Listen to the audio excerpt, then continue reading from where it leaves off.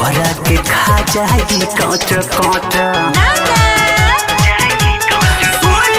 आधा जिला से आइल बारू नाचे, तोहरा के खा जाई कांच कांच। मोहब्बत के केला छिला कर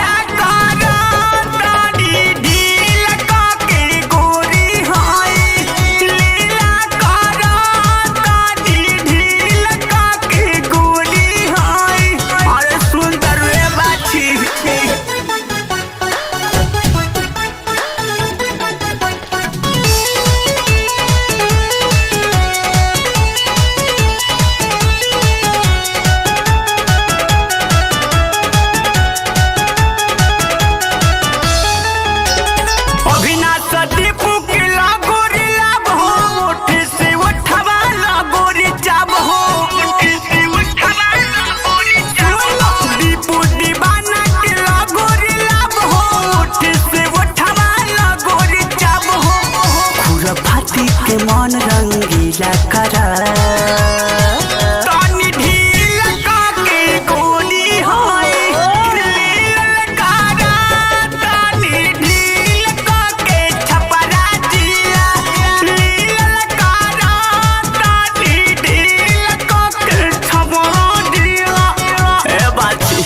अरे आई हो तो बच के नहीं जाओगी, जानती हो क्यों?